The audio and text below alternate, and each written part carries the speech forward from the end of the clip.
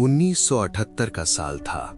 पूर्वांचल के रामनगर कस्बे के बाहर बसे छोटे से गांव भरवलिया में दिन भले ही चिलचिलाती धूप में जलते रहते हों, लेकिन रातें ऐसी ठंडी पड़ती थीं कि लोग अपने ही घरों के आंगन से आगे निकलने में डरते थे। गांव में दो ही तरह की आवाजें अक्सर सुनाई देती थीं, दिन में बैलों की घंटियों की और रात में जाने कौन सी ऐसी हवा की जो किसी भी पेड़ को छुए बिना गुजरती रखती थी। भरवलिया का नाम भी एक अजीब सी दंत कथा से जुड़ा था। जंगल की तरफ जाते हुए एक कच्चा रास्ता, जिसे लोग पुरवैया मोड़ कहते थे। ये नाम साधारण लगता है, पर इसका दूसरा नाम गांव वाले जोर से नहीं बोलते थे, वापसी विहीन रास्ता।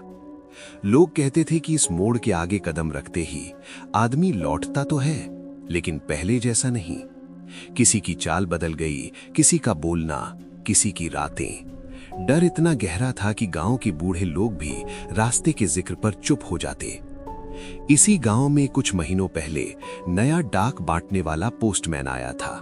कमलेश यादव, उम्र 28 साल, शहर से ट्रांसफर होकर आया था। पढ़ा लिखा, जिम्मेदार और बेहद सीधा साधा इंसान। शुरुआती दिनों में उसे गांव के लोग पसंद भी करने लगे थे। चिट्ठियां पहुंचाने के अलावा वो बच्चों को पढ़ाई पर समझाने लगता, बुजुर्गों की दवाइयां लेने बाजार जाता और हर घर में एक विश्वास जैसा बना लेता। उसे लगा कि ये गांव बाकी गांवों से अलग नहीं, साधारण, शांत और सीधा। लेकिन भरवलिया के बारे में कमलेश जिस बात से अनजान था, वो ये कि गांव की शांति उतनी साफ नहीं जितनी दिखती थी। कुछ किवाड़ ऐसे थे जो वर्षों से खुले ही नहीं थे। कुछ रास्ते ऐसे थे जिन्हें लोग भूलना चाहते थे, पर वे खुद को भुलाने नहीं देते थे। और उन सब में सबसे खतरनाक था पुरवैया मोड़। एक शाम जब कमलेश गांव में पहली बार चिट्ठियां बांट रहा था, उसके पास से एक बूढ़ा आदमी गुजरा, वही जिसे गांव में बनवारी काका के नाम से जाना जाता था। काका उम्र में 80 से ऊपर थे, पर उनकी आंखों में एक ऐसी चमक और थकान थी जो किसी भी उम्र से परे लगती थी। गांव में कहा जाता था कि काका ने अपने जीवन में ऐसी परछाइयां देखी हैं जिन्हें आम लोग सोच भी नहीं सकते। उनके बारे में यह भी कहा जाता था कि वे बहुत कम बोलते थे, लेकिन जब बोलते थे तो उनके शब्द कहीं न कहीं सच होते थे। काका उस शाम रुक कर बोले, बेटा, पुरवैया मोड़ पर शाम ढलने के बाद मत जाना। कमलेश हंसा, काका रास्ता ही तो है। काका ने धीमी लेकिन कड़ी आवाज में कहा, रास्ते सबके लिए होते हैं, पर कुछ रास्ते खुद चुनते हैं कि किसे बुलाना है। कमलेश उनकी बात समझ नहीं पाया, पर उनकी आंखों में एक ऐसा डर देखा जिसने उसके कदम रोक दिए। वो आगे बढ़ तो गया, लेकिन उस चेतावनी ने उसके मन में हल्की सी खुनक छोड़ दी। भले वो शहर से आया था, लेकिन मनुष्य चाहे कितनी भी पढ़ाई कर ले, ऐसी आवाजें, ऐसे वाक्य कहीं ना कहीं दिल में घर कर ही लेते हैं। पर उसने इस बात को बाद में एक पुरानी लोक कथा मानकर हटा दिया। कुछ दिन बीते, कमलेश अभी भी अपने काम में जुटा रहा। चिट्ठियां बांटते समय वो गांव के एक एक रास्ते को नाप रहा था। कई घर खाली मिलते, कई जगह लोग उससे पूछते कि क्या वो पुरवैया मोड़ की तरफ से होकर आया है। उसे अजीब लगता, पर वो मुस्कुरा कर कह देता, अभी नहीं गया हूं। लेकिन यही बात उसे देर तक सोचने पर मजबूर करती। गांव के सभी लोगों में मोड़ के बारे में एक खास किस्म का डर था। जवान लोग मजाक उड़ाते, लेकिन रात ढलते ही उनमें भी किसी अदृश्य परछाई का डर उतर आता। बच्चे मोड़ की दिशा में खेलते भी नहीं और घरों की औरतें उस ओर झांकने भी नहीं देती। कमलेश के मन में उत्सुकता और बढ़ती जा रही थी। वो जानता था कि हर दंत कथा के पीछे कुछ न कुछ सच होता है, और शायद इस मोड़ के पीछे भी कोई पुरानी घटना होगी, कोई एक्सीडेंट, कोई पुरानी हत्या, शायद कहीं कोई लोग भटके होंगे। पर वो ये नहीं समझ पा रहा था कि इतनी छोटी सी पगडंडी को लेकर गांव इतना सहमा क्यों है। एक दोपहर उसे एक चिट्ठी मिली। पता लिखा था, सीताराम विश्वकर्मा, टोला दक्षिणी, भरवलिया, पुरवैया मोड़ के आगे। ये पहला मौका था जब किसी चिट्ठी में सीधे उस दिशा का निर्देश लिखा था। कमलेश को लगा कि अब उसे वहां जाना ही चाहिए, जैसे कि उसके भीतर की उत्सुकता और गांव का रहस्य दोनों मिलकर उसे उस रास्ते की तरफ धकेल रहे हों। दोपहर के 2:30 बजे वो साइकिल लेकर निकल पड़ा। हवा में हल्की गर्मी थी, पर रास्ता असामान्य रूप से शांत। पेड़ों के पत्ते भी स्थिर थे, जैसे हवा उन्हें छूने से डर रही हो। जब वो पुरवैया मोड़ तक पहुंचा, वहां का वातावरण अचानक ठंडा महसूस हुआ। ऐसा ठंडापन कि जून के महीने में भी उसकी सांस बाहर आती दिखी। कमलेश ने स्वयं से कहा, ये मेरा वहम है, पर उसकी उंगलियां हल्का कांपने लगी थी। रास्ता 2 भागों में बट रहा था। बाएं जाने वाला रास्ता पुराना और धूल भरा था, दाएं वाला साफ पर कहीं अधिक सुनसान। गांव वाले दाएं रास्ते को बदचलन कहते थे, मतलब ये रास्ता अपनी दिशा बदल लेता है। कहानी ऐसे लग रही थी जैसे लोगों की कल्पना हो, पर कमलेश के सामने आज वो कल्पना एक वास्तविक मोड़ बनकर खड़ी थी। उसने दाएं वाला रास्ता चुना। साइकिल कुछ ही दूर चली थी कि उसे एहसास हुआ, पेड़ों के तने जैसे असामान्य रूप से खरोंचे हुए हैं। खरोंचे एकदम सीधी, लंबी, जैसे किसी ने उंगलियों से मिट्टी काट डाली हो। अंदर की लकड़ी तक निशान थे। और फिर उसने नीचे देखा।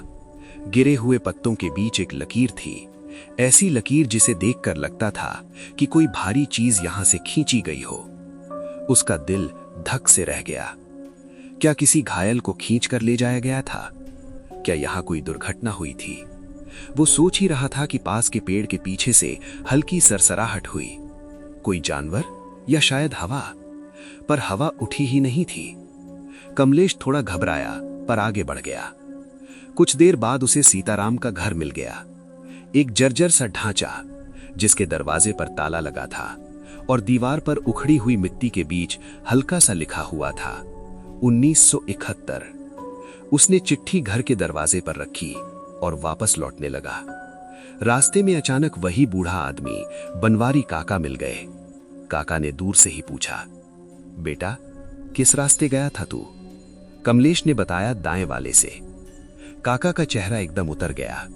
उन्होंने कमलेश के कंधे पर हाथ रखते हुए कहा, कुछ रास्ते कदमों से नहीं चलते, वे मन से चलते हैं, और जिनका मन उलझा हो वे उनके बस में आ जाते हैं। कमलेश ये सुनकर हंसने लगा, पर काका की आंखें बिल्कुल बेहरकत थीं, जैसे किसी गहरी स्मृति में डूबी हों।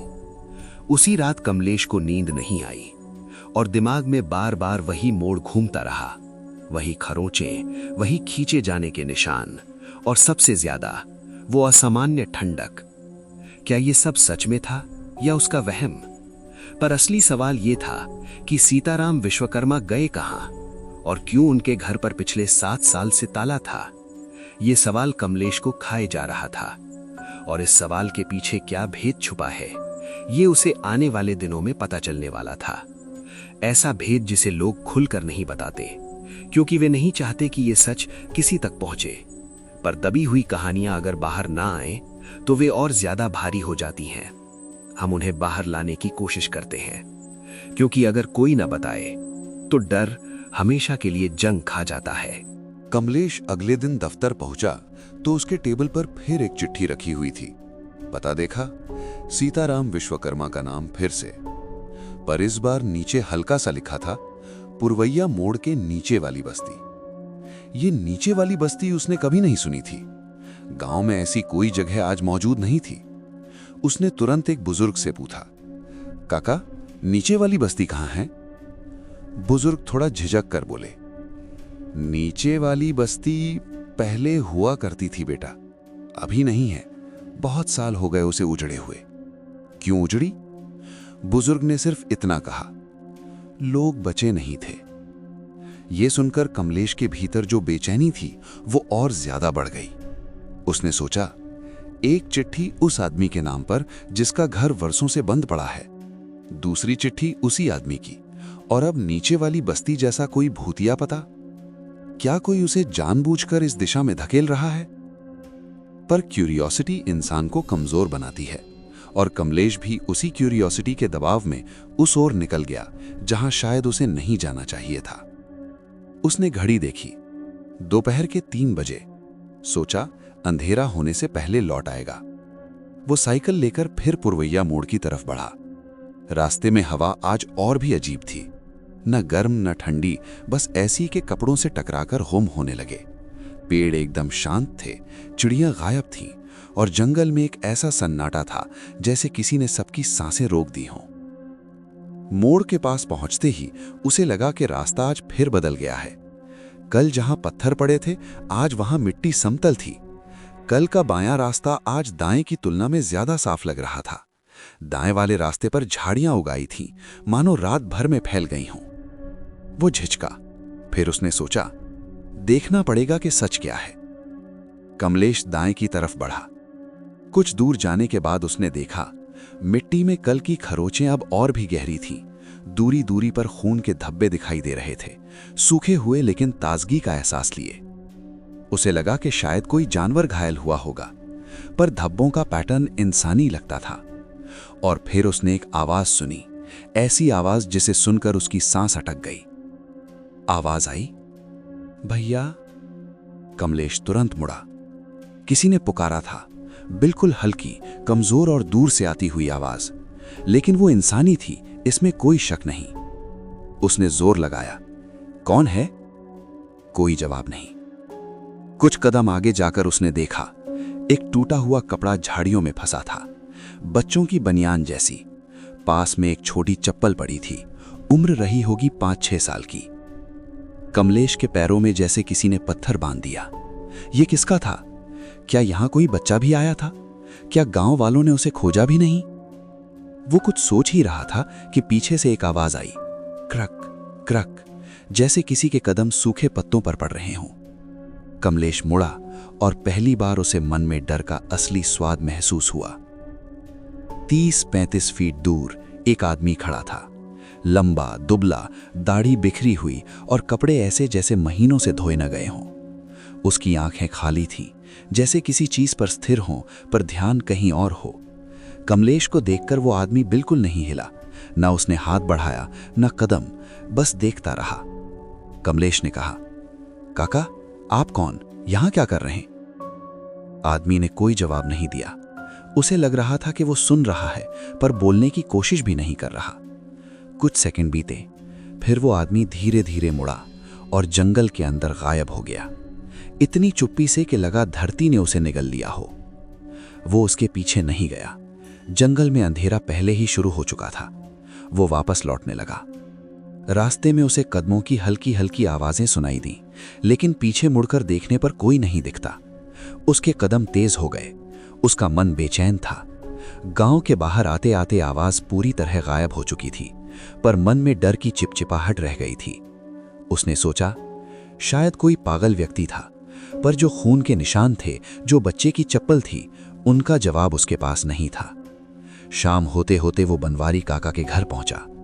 काका बाहर बैठे थे। आखिरी धूप उनके सफेद बालों पर पड़ रही थी।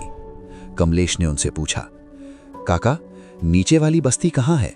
सीताराम विश्वकर्मा का घर कौन सा था? काका धीरे से बोले, सीताराम के घर का रास्ता वही है जो तूने लिया। लेकिन मैंने तो खाली जमीन, टूटा घर और अजीब आदमी देखा काका। काका का चेहरा गंभीर हो गया। बेटा, नीचे वाली बस्ती पहले 20-25 घरों की थी। सब लोग मजदूरी करते थे, बहुत गरीब पर बहुत शांत। फिर 1971 में एक समूह आया, खुद को संरचना मंडल कहता था। वे लोगों को बताते, हम इलाज करेंगे, दवाइयां मुफ्त देंगे, पर सच में वो कुछ और करते थे। कमलेश की आंखें फैल गईं। काका बोले, सीताराम उसी मंडल के चक्कर में फंस गए थे। वे उन्हें नीचे वाले कमरों में ले जाते थे, शरीर पर प्रयोग करते थे, कहते थे हम मनुष्य के स्वभाव को बदल सकते हैं। कमलेश ने धीरे से पूछा, काका, बच्चे भी? काका की आंखें नम हो गईं। हां बेटा, बच्चे भी। क्यों? काका बोले, क्योंकि वे कहते थे कि डर, दुख और अकेलापन जितना छोटे मन में भरता है, उतना बड़े मन में नहीं भरता। वे बदलाव को नापते थे, डर से, दर्द से, चीखों से। कमलेश के चेहरे पर सन्नाटा उतर आया। काका बोले, नीचे वाली बस्ती के लोग धीरे धीरे गायब होने लगे और एक दिन पूरा टोला खाली मिला। बस दीवारें बचीं और खरोंचे जिन्हें मिट्टी भी मिटा नहीं पाई। कमलेश ने पूछा, और वो आदमी जो जंगल में दिखा, वो कौन था? काका ने गहरी सांस ली। कुछ लोग मंडल से बचकर लौटे भी थे, पर वो लौटे नहीं, खो गए थे। उनकी चाल, उनकी आंखें, सब कुछ बदल चुका था। कमलेश की रीढ़ ठंडी पड़ गई। काका धीरे से बोले, बेटा, तूने रास्ता छेड़ दिया है, अब रास्ता तुझे याद रखेगा। कमलेश ने कहा, मैं बस अपने काम से गया था। काका ने उसे रोका, काम तूने किया, पर रास्ता तुझे चुन चुका है। कमलेश कुछ बोल नहीं पाया, उसका मन उलझ गया था। वो धीरे से घर लौट चला। रात घिर चुकी थी और जैसे ही पुरवैया मोड़ उसकी नजर से ओझल हुआ, हवा में वही कमजोर सी आवाज फिर गूंजी, भैया। इस बार वो और साफ थी और बहुत पास से आई थी। रात भर कमलेश सो नहीं पाया। कमरे में बैठे बैठे उसे फिर वही आवाज सुनाई देती, भैया। ये सिर्फ कानों में गूंज नहीं रही थी, मानो उसके घर की दीवारों में समा गई हो। सुबह वो तैयार होकर दफ्तर पहुंचा। जैसे ही बैठने लगा, चौकीदार ने कहा, साहब, रात को ही आपकी टेबल पर कुछ रख गया था। कमलेश चौंक गया। रात? कौन? चौकीदार बोला, पता नहीं, मैंने सोचा आप ही जानते होंगे। मैंने दरवाजा तो बंद किया था, पर शायद किसी ने धक्का दिया हो। कमलेश ने मेज की तरफ देखा। एक पुराना मुड़ा कुचला कागज रखा था। उस पर स्याही धुंधली पड़ चुकी थी, पर लिखा साफ था, नीचे उतरने का रास्ता मिट्टी में नहीं, खामोशी में खोजो। कमलेश की सांस अटक गई।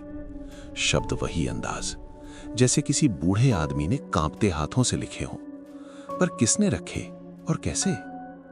चौकीदार बोला, साहब, अंदर कोई नहीं आया। मेरे होते तो मैं देख लेता। ये तो जैसे अपने आप रखा गया हो। कमलेश ने कुछ नहीं कहा, बस कागज जेब में डाल लिया और बाहर निकला। आज उसे लगा कि उसे फिर से पुरवैया मोड़ जाना होगा। दिल में डर था, पर डर से बड़ा एक सवाल था, ये सब बता कौन रहा है, कौन बुला रहा है? वो साइकिल लेकर निकल पड़ा। सुबह की धूप भी आज कुछ उदास लग रही थी। रास्ते में उसे कई लोग मिले, पर सबने उसकी नजरें चुराई। कोई आंख मिलाने को तैयार नहीं था। एक बूढ़ी महिला तो उसे देखकर सीधे घर में घुस गई, मानो वो कोई अपशगुन हो। गांव में ये परिवर्तन खतरे की पहली निशानी होता है, जब लोग सच बोलने से डरने लगे। पुरवैया मोड़ पहुंचा तो हवा बिल्कुल स्थिर थी, मानो किसी ने पॉज कर दिया हो। आज उसने बाएं रास्ते की ओर ध्यान दिया। कल की तुलना में वो साफ था। मिट्टी पर किसी ने शायद झाड़ू जैसा कुछ चलाया था। पत्थरों पर खरोंचें भी कम थीं, मानो रात भर किसी ने सब धुंधला कर दिया हो। लेकिन दाएं रास्ते पर कल की ही तरह खून के हल्के धब्बे आज भी थे, धुंधले पर मौजूद। कमलेश ने सोचा, आज दोनों देखूंगा। पहले वो बाएं रास्ते की तरफ बढ़ा। कुछ 100 मीटर बाद रास्ता अचानक चौड़ा हो जाता था। एक पुराना कुआं दिखा, जिसकी जगत पर घास उगाई थी। पानी बिल्कुल काला था, मानो उसकी गहराई में कोई बात छिपी हो। कुएं के पास एक टूटा हुआ लकड़ी का बोर्ड पड़ा था। उस पर उकेरे गए अक्षर मिट चुके थे। सिर्फ 2 शब्द धुंधले से बचे थे, चेतावनी, नीचे न जाएं। कमलेश ने सोचा, कुएं के नीचे जाना किस संदर्भ में लिखा था? क्या यह सिर्फ कुएं की गहराई की बात थी, या किसी और ही नीचे की ओर इशारा था? आगे बढ़ते हुए रास्ता अचानक 2 तरफ पहाड़ियों जैसी मिट्टी में दबने लगा। ये छोटे छोटे ढलान पुराने घरों की नींव जैसे लगते थे। टूटी हुई दीवारें, खंभों के अवशेष और कुछ कुछ दूरी पर चूल्हों के काले निशान। कमलेश को एहसास हुआ, वो नीचे वाली बस्ती के अवशेष पर खड़ा है। यहीं कभी 20-25 घर थे, यहीं लोग रहते थे और यहीं सब बिखरा था। वो एक टूटी दीवार के पास बैठकर ध्यान से देखने लगा।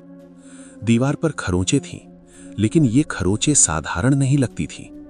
कुछ उनमें ऐसी थीं जैसे किसी ने अंदर से उंगलियों से मिट्टी खोदने की कोशिश की हो। कुछ निशान इतने नीचे थे कि उनका बनना बच्चों के हाथों जैसा लगता था। कमलेश का दिल धड़कने लगा।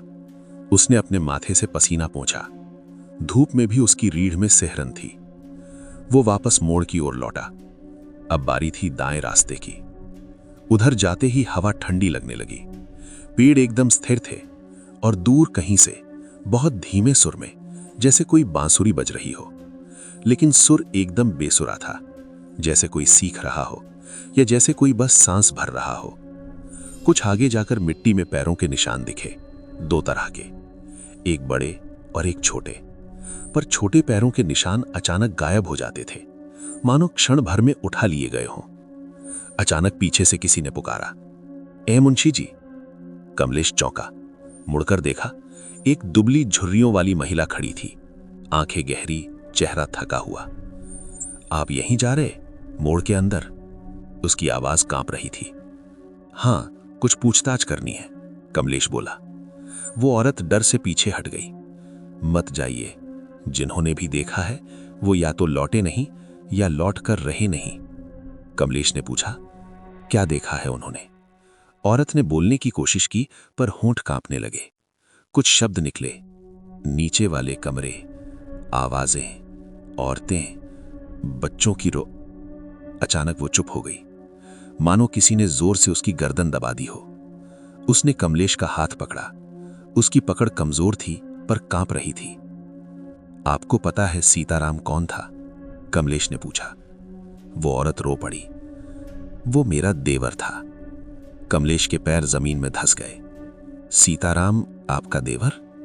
औरत ने सिर हिलाया। हाँ, हम सब उसी नीचे वाली बस्ती के थे। जब मंडल वालों ने इलाज के नाम पर लोगों को ले जाना शुरू किया, सीताराम भी गया। 2 दिन बाद लौट आया, पर वैसा नहीं था। उसकी आंखें खाली थीं। वो रात में उठकर घर से बाहर चला जाता था। कभी किसी को देखता नहीं था, पर कुछ सुनता जरूर था। कमलेश ने धीरे से पूछा, क्या? औरत बोली, वही बात, वही आवाज जो आप सुन रहे हैं। कमलेश का खून जम गया। औरत ने कहा, सीताराम कुछ दिनों बाद गायब हो गया। उसके पीछे सिर्फ उसकी चप्पल मिली, वहीं उसी मोड़ के पास। कमलेश को कल मिली छोटी चप्पल याद आ गई। औरत अचानक खड़ी हो गई। मैं और नहीं बोल सकती, मंडल वाले सुन लेते हैं। उसने चारों तरफ देखा, मानो पेड़ों में कोई छिपा हो। फिर वो जल्दी जल्दी गांव की ओर भाग गई। कमलेश कुछ देर स्तब्ध खड़ा रहा। हवा में वही बांसुरी जैसा बेसुरा सुर फिर उभरा, इस बार थोड़ी तेज। कमलेश धीरे से आगे बढ़ा। कुछ कदम चलने के बाद उसे मिट्टी में एक और चीज मिली, एक पुराना टूटा हुआ पीतल का सिक्का। उस पर उकेरा था, संरचना मंडल 1968। ये कोई आम संगठन नहीं था। वो खुले में सिक्के जैसी पहचान का सामान बनवाए, ये अजीब था। पर असली सवाल ये था, ये सिक्का यहां कैसे गिरा? क्या मंडल वाले फिर से लौट आए थे? कमलेश ने सिक्का उठाया। वो धूप में ठंडा लग रहा था, अभी भी ठंडा, मानो किसी के हाथ से अभी अभी छूटा हो। अचानक झाड़ियों में कुछ हिला। कमलेश चौकन्ना होकर मुड़ा। एक छाया सी भागी, किसी इंसान के आकार की, पर गति अजीब थी, तेज और बिना आवाज के, जैसे हवा में तैरती हो। कमलेश ने उसका पीछा करने की कोशिश की, पर पगडंडी टूट जाती थी, झाड़ियां रास्ता रोक देती थीं। कुछ मिनट बाद वो वापस लौटा और उसने देखा कि उसका साइकिल स्टैंड झुका हुआ है, मानो किसी ने अभी अभी पकड़कर छोड़ दिया हो। उसके हाथ कांप गए। उसने फौरन साइकिल पकड़ी और गांव की ओर चल पड़ा। दिल तेजी से धड़क रहा था। पीछे से फिर वही हल्की आवाज आई, भैया। कमलेश ने इस बार मुड़कर नहीं देखा। वो पूरे रास्ते बिना रुके चलता रहा। गांव पहुंचा तो वातावरण बदल चुका था। लोग अजीब नजरें डाल रहे थे, कुछ दया की, कुछ डर की, कुछ चुप्पी से भरी।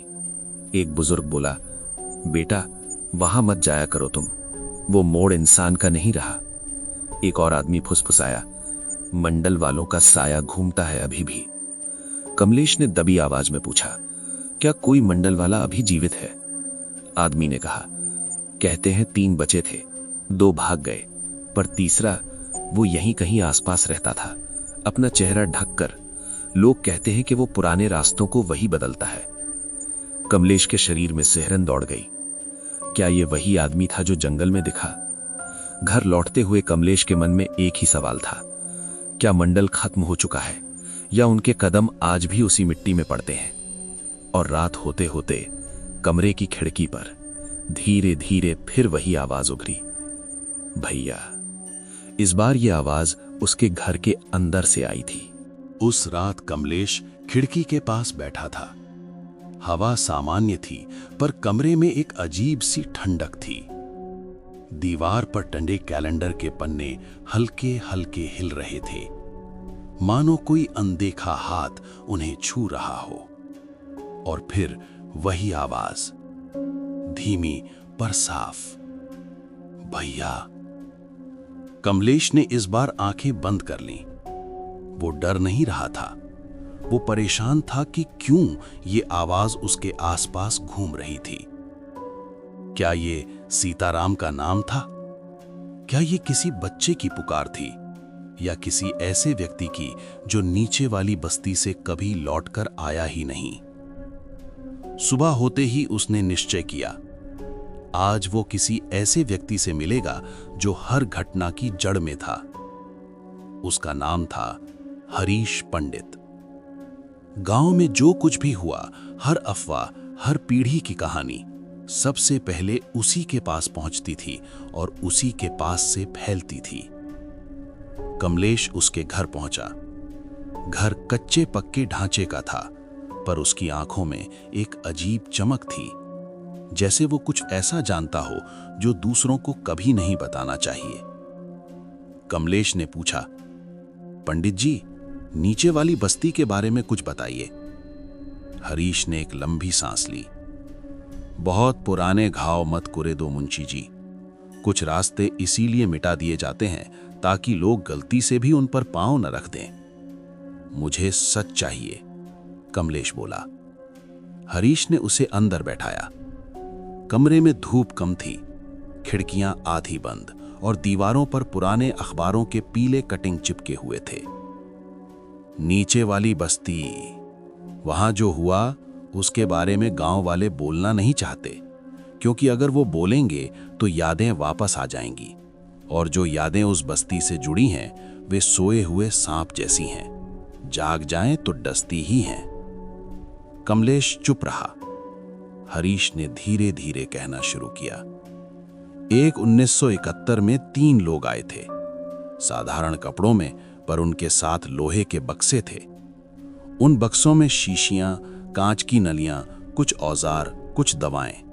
वे कहते थे कि वे बीमारी का इलाज ढूंढने आए हैं। गांव के गरीब लोग उनके साथ जाने लगे। वे उन्हें खाने को देते, दवाई देते और कहते, हम तुम्हें नया जीवन देंगे। पर नया जीवन देने के चक्कर में वे उन लोगों से उनका असली जीवन छीनने लगे। कमलेश के चेहरे पर तनाव उभरने लगा। हरीश ने आगे कहा, पहले पहल उन्होंने जवान लोगों को बुलाया, फिर औरतों को, फिर बच्चे भी। कहते थे कि बच्चों में बीमारी जल्दी पकड़ में आती है और इलाज भी जल्दी होता है। कमलेश समझ रहा था ये इलाज नहीं था, कुछ और ही था। फिर एक दिन हरीश बोला, नीचे वाली बस्ती से चीखें आने लगीं, रात रात भर। लोग डरे, पर मंडल वाले कहते ये बीमारी निकल रही है। उन्होंने लोगों को मना किया कि उधर ना जाएं। कमलेश ने पूछा, और किसी ने उन्हें रोका क्यों नहीं? हरीश की आवाज भारी हो गई, क्योंकि मंडल वालों के साथ कुछ गांव वाले भी थे जो लालच में आ गए, जो पैसे के लिए, दवाई के लिए या शायद डर के कारण उनके साथ मिल गए। कमलेश को फिर जंगल में दिखा वो आदमी याद आया, वो लंबा, दुबला, अजीब निगाह वाला आदमी। क्या वो उन्हीं में से एक था? हरीश ने धीमे से कहा, एक रात मंडल वालों ने पूरा टोला खाली करवा दिया। लोगों को घरों से बाहर निकाला गया। कुछ को कहा गया कि इलाज पूरा हो गया है, कुछ को कहा गया कि वे अंदर नहीं जा सकते। नीचे वाले कमरों में सिर्फ वही लोग रहते जिन पर प्रयोग चल रहे थे। कमलेश ने पूछा, सीताराम भी उन्हीं में था? हरीश ने सिर हिलाया। हाँ, वो 2 दिन बाद घर लौटा, पर वो वही व्यक्ति नहीं था। कमलेश की आवाज धीमी थी। कैसी नहीं?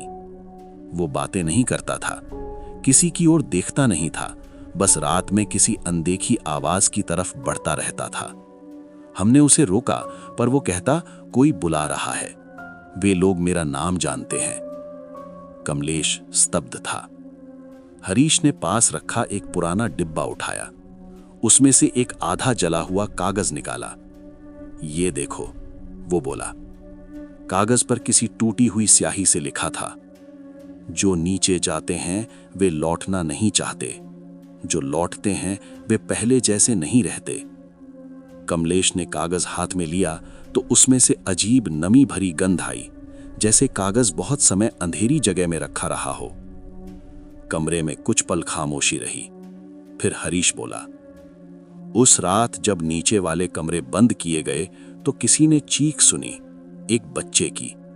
उसके बाद वो आवाज कभी नहीं सुनी गई। कमरे को मिट्टी से भर दिया गया, बस्ती के ऊपर नई जमीन डाल दी गई, लोग उठकर कहीं और बस गए। कमलेश ने पूछा, फिर भी लोग आज भी डरते क्यों हैं? हरीश की आंखें सिकुड़ गईं, क्योंकि नीचे वाले कमरे मिटाए नहीं गए थे, बस ढक दिए गए थे, और कुछ आवाजें मिट्टी से भी बाहर निकल आती हैं।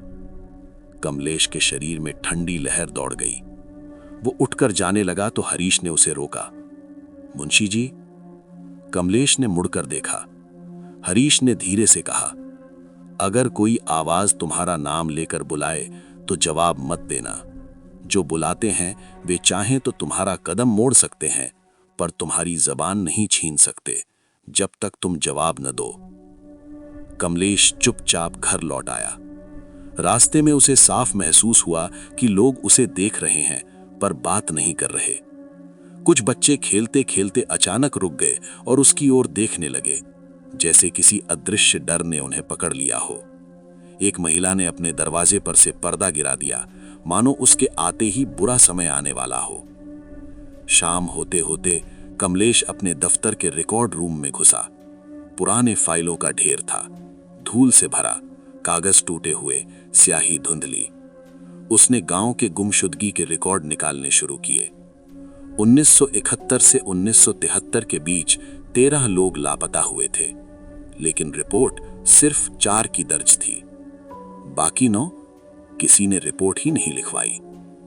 कारण के सामने लिखा था, परिवार असहयोगी, परिवार गांव छोड़ गया, घटना अस्पष्ट। कमलेश समझ गया, लोगों ने इसलिए रिपोर्ट नहीं लिखवाई क्योंकि उन्हें डर था कि मंडल वाले वापस ना आ जाएं। एक फाइल में उसे एक नाम दिखा, सीताराम विश्वकर्मा। उसने फाइल ओली। अंदर सिर्फ एक ही लाइन लिखी थी, अंतिम बार पुरवैया मोड़ के पास देखा गया, बस इतना। और नीचे एक छोटी सी चप्पल का स्केच, ठीक वैसी ही जैसी उसे रास्ते में मिली थी। कमलेश का सिर झुक गया। उसने फाइल बंद की। उसी समय बाहर दफ्तर के बरामदे में धीरे धीरे कदम पड़े। कोई अंदर नहीं आया, बस धूप की परतें हिलने लगी, जैसे कोई बाहर खड़ा हो। फिर खिड़की के पास एक हल्की सांस जैसी आवाज गूंजी, तुम क्यों खोज रहे हो मुंशी जी? शब्द नहीं थे, मानो फुसफुसाहट हवा में कैद हो गई हो। कमलेश सफेद पड़ गया। वो बाहर भागा, पर दरवाजे के बाहर कोई नहीं था। बस बरामदे की धूल में एक लंबा पदचिन्ह था, बड़ा, दुबला, ठीक वैसा जैसा जंगल में दिखे उस आदमी का था। कमलेश ने फुसफुसाते हुए कहा, कौन है? हवा स्थिर रही, पर धूल धीरे धीरे अपने आप बिखर गई, जैसे वो पदचिन्ह छिपना चाहता हो। रात को जब वो बिस्तर पर लेटा तो खिड़की के बाहर कोई धीमे कदमों से चला, धीरे धीरे, जैसे वो जानता हो कि कमलेश जाग रहा है। कदम बार बार आते, ठहरते और फिर पीछे लौट जाते। और आधी रात होते होते कमलेश फिर वही आवाज सुनता है, भैया।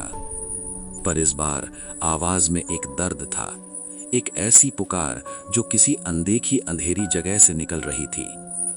और उस एक क्षण में पहली बार कमलेश ने महसूस किया, उसे बुलाने वाला सिर्फ कोई खोया हुआ इंसान नहीं था, बल्कि कोई ऐसा था जो कभी वापस नहीं लौटा। उस रात कमलेश ने तय कर लिया, अब वो डर कर नहीं बैठेगा। वो जान लेगा कि सीताराम के साथ क्या हुआ था, नीचे वाली बस्ती क्यों उजड़ी और मंडल वाले आज भी क्यों लोगों की सांसों में मौजूद हैं। सुबह वो गांव के सबसे अनुभवी व्यक्ति लालचंद प्रधान के घर पहुंचा। प्रधान 78 साल के थे, कम बोलते थे और गांव वाले उनसे डरते भी थे और सम्मान भी करते थे। दरवाजे पर पहुंचते ही प्रधान की आवाज आई, आ गया मुंशी जी, तुम्हें पता है आज कौन सा दिन है? कमलेश चौंका। प्रधान ने उसे अंदर बुलाया। घर पुराना था, दीवारों पर जाल और बीच में एक लकड़ी का चौकोर टेबल। आज वही दिन है, प्रधान बोले, जब 1971 में मंडल वालों ने पहला आदमी उठाया था। याद है, गांव में एक त्योहार होता था, भदौ अमावस्या पर। उसी दिन पहली बार नीचे वाली बस्ती की रोशनी बुझी थी। कमलेश कुछ बोल नहीं पाया। प्रधान ने अपनी कमर के पीछे से एक पुरानी मोटी नोटबुक निकाली। उसके पन्ने स्याही और वक्त से खाए हुए थे। ये रिकॉर्ड है उस साल का। हमने पुलिस को देने की कोशिश की थी, पर उन्होंने उल्टा हमें ही शक में डाल दिया, इसलिए मैंने इसे छुपा रखा। कमलेश ने नोटबुक खोली। पहला पन्ना, नाम सीताराम विश्वकर्मा, स्थिति प्रयोग शुरू, दर्द बढ़ा।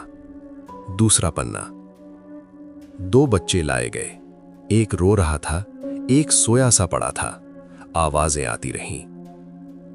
तीसरा पन्ना, चूल्हों की राख ठंडी, औरतें नहीं दिखीं, मंडल वालों की सांसें भारी थीं। कमलेश का दिल बैठ गया।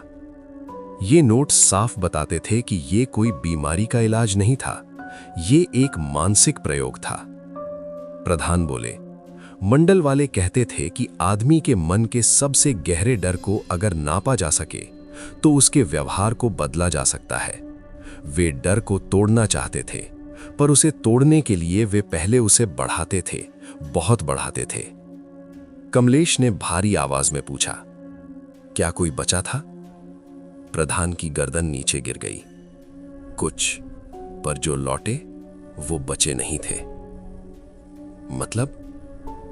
उनकी चाल, उनकी निगाह, उनका सोच सब बदल गया था। वे रात में किसी अज्ञात पुकार की ओर चल देते थे और कहते थे, वो लोग फिर बुलाएंगे। कमलेश अचानक खिड़की से बाहर देखता है। एक आदमी दूर से गुजरता दिखता है। धीमी चाल, लंबा कद और वही खाली निगाह जैसी उसने जंगल में देखी थी। प्रधान बोले, यही लोग बचे थे, पर अपने जैसे नहीं।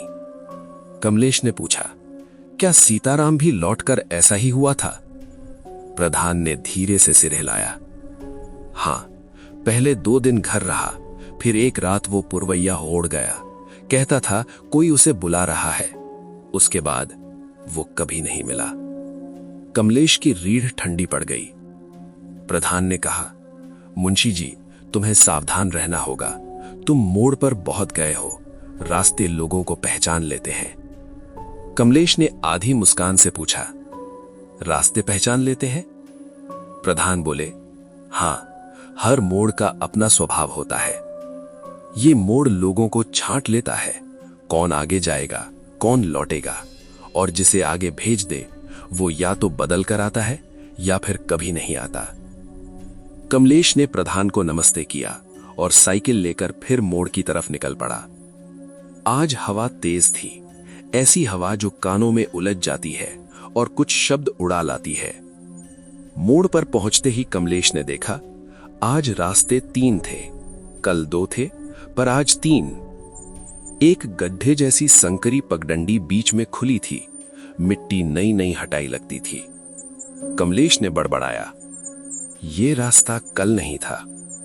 फिर उसने वही आवाज सुनी, बहुत करीब से, जैसे उसकी गर्दन के पीछे से, इधर। यह पहली बार था जहां आवाज ने दिशा भी दी थी। कमलेश का दिल तेज धड़कने लगा। वो धीमे धीमे उस नए रास्ते की ओर बढ़ा। थोड़ा आगे जाकर उसने देखा कि मिट्टी खुद ब खुद धसी हुई लगती है, जैसे अंदर कोई पुरानी संरचना हो। कुछ दूर जाकर उसने एक अजीब चीज देखी। एक लोहे का छोटा प्लेटफॉर्म, मिट्टी से आधा बाहर आधा अंदर। उस पर उकेरे गए शब्द मुश्किल से पढ़े जाते थे। मानस अवलोकन कक्ष 1। कमलेश के हाथ कांप गए। ये कोई साधारण बस्ती नहीं थी, ये एक संरचित स्थान था, मंडल वालों की रचना। उसने मिट्टी हटाई। नीचे एक पत्थर की स्लैब थी। हल्के से दबाने पर वो हिली, जैसे नीचे कोई कमरा हो। कमलेश ने जोर लगाया, स्लैब हट गई। अंदर अंधेरा था। ठंडी हवा का झोंका ऊपर आया और उसमें एक ऐसी गंध थी जो इंसानी नहीं लग रही थी। न खून, न मिट्टी, न सीलन, बल्कि जैसे डर की अपनी कोई गंध होती हो। कमलेश नीचे उतर गया। कमरा छोटा था, दीवारें मिट्टी और गारे की बनी थीं, पर एक दीवार पर कोयले से लिखा था, जो यहां बैठता है वो अपनी खुद की आवाज सुनने लगता है। कमरे में एक लकड़ी की टूटी मेज थी। मेज पर धातु के 2 छल्ले जड़े थे, मानो किसी को बांधने के लिए उपयोग किए जाते हो। कमलेश का दिल अजीब तरीके से भारी हो गया, मानो कोई उसके कंधों पर हाथ रखे हो।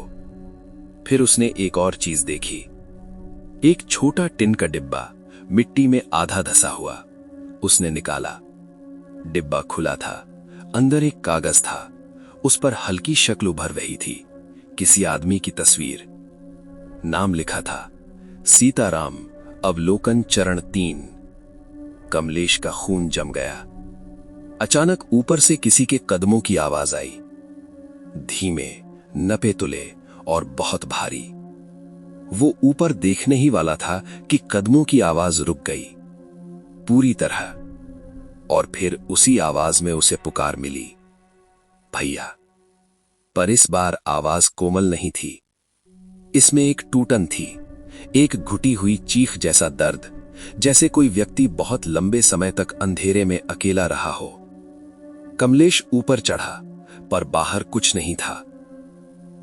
मोड़ खाली, पेड़ स्थिर, हवा शांत। वो धीरे धीरे वापस लौटने लगा। रास्ते में उसने देखा, एक बूढ़ी औरत खड़ी थी जो उसे बहुत देर से देख रही थी। उसने कहा, तुम बहुत आगे चले गए मुंशी जी। उसकी आवाज कांप रही थी। जो लोग उस कमरे में उतरते हैं, उनके पीछे कुछ न कुछ ऊपर आ जाता है। कमलेश ने पूछा, क्या? औरत ने डर से पीछे होते हुए कहा, तुम्हारी परछाई नहीं रही, वो अब अलग चल रही है। कमलेश ने जमीन पर देखा। सूरज की रोशनी में उसकी परछाई थोड़ी उखड़ी हुई लग रही थी, जैसे वो उसके कदमों के साथ नहीं, आधा सेकंड आगे पीछे चल रही हो। उसने घबराकर नजरें उठाईं। औरत भाग चुकी थी। रात को कमलेश बिस्तर पर लेटा था, पर नींद दूर दूर तक नहीं थी। खिड़की पर हवा हल्के से टकराती और कमरे में अजीब पैंटिंग जैसी आवाज गूंजती, जैसे कोई भारी सांस ले रहा हो। और फिर ठीक आधी रात को उसे सुनाई दिया, मुंशी जी, तुम्हें क्यों चाहिए ये सच? ये आवाज उसके कमरे के अंदर से आई थी। कमलेश धीरे से बैठ गया। अंधेरा बहुत घना था। उसने कुछ नहीं बोला। आवाज फिर आई, कुछ बातें दबा देने के लिए होती हैं और कुछ बातें दफनाने के बाद भी जिंदा रहती हैं। कमलेश की आंखें फैल गईं। उसी समय खिड़की के बाहर किसी की परछाई गुजरी, ऊंची, दुबली, ठीक जंगल में देखे हुए आदमी जैसी। कमलेश खिड़की तक दौड़ा, पर बाहर कोई नहीं था। बस दूर मोड़ की दिशा से एक बहुत धीमा सुर सुनाई दे रहा था, जैसे किसी टूटी हुई बांसुरी का। कमलेश ने महसूस किया, मामला अब सीताराम का नहीं रहा, ये उसके पीछे आ चुका है और मोड़ अब उसका नाम पहचान चुका है। उस रात कमलेश ने दरवाजा भीतर से बंद कर लिया था, खिड़की भी, पर उसे पता था कुछ चीजें दरवाजों से नहीं रुकती। कमरे में दिया जल रहा था, पर उसकी लौ सीधी नहीं थी। वो कभी लंबी हो जाती, कभी सिकुड़ जाती, मानो हवा नहीं, कोई और ही उसके साथ खेल रहा हो। कमलेश बिस्तर के किनारे बैठा रहा। नींद उससे दूर थी। उसके मन में बार बार वही शब्द गूंज रहे थे, जो लोग उस कमरे में उतरते हैं, उनके पीछे कुछ न कुछ ऊपर आ जाता है। उसने अपने पैरों की ओर देखा। परछाई थी, पर वो अब उसके साथ नहीं चलती थी। दिए की रोशनी में वो एक पल पहले खिसक जाती, फिर रुक जाती, मानो उसे किसी और के कदमों का इंतजार हो। कमलेश ने गहरी सांस ली। उसने तय कर लिया, आज अगर ये सब खत्म करना है तो उसे उसी जगह जाना होगा जहां से सब शुरू हुआ था, पुरवैया मोड़। रात के 2 बजे वो घर से निकला। गांव सो रहा था, कुत्ते तक नहीं भौंके। ये असामान्य था। जैसे ही वो मोड़ के पास पहुंचा, हवा का रुख बदल गया। ये वही हवा थी जो उसे पहले भी महसूस हुई थी, न गर्म न ठंडी, बस मौजूद। आज रास्ते फिर 3 थे, पर अब वो समझ चुका था, ये रास्ते जमीन पर नहीं बनते, ये मन में बनते हैं। बीच वाला रास्ता आज सबसे साफ था। कमलेश उसी पर चला। हर कदम के साथ उसे लगता गया कि जमीन थोड़ी सी नर्म है, जैसे नीचे बहुत पुरानी परतें दबी हों। थोड़ी दूर चलने पर वो उसी लोहे के प्लेटफॉर्म तक पहुंचा जिसके नीचे वो कक्ष था। आज वो अकेला नहीं था। प्लेटफॉर्म के पास एक आदमी खड़ा था, लंबा दुबला, चेहरा आधा अंधेरे में, आंखें खाली नहीं बल्कि बहुत भरी हुई। वो आदमी वही था जिसे कमलेश ने जंगल में देखा था, जिसके पद चिन्ह दफ्तर के बाहर मिले थे। आदमी बोला, इतनी देर लगा दी मुंशी जी। कमलेश का गला सूख गया। तुम कौन हो? आदमी ने हल्का सा मुस्कुराया, जो बच गया था। मंडल से? आदमी ने सिर हिलाया। हाँ, पर बचना सही शब्द नहीं है, हम अधूरे रह गए थे। कमलेश ने पूछा, ये सब क्यों? लोगों के साथ ऐसा क्यों किया? आदमी ने नीचे जमीन की ओर देखा, डर को समझने के लिए।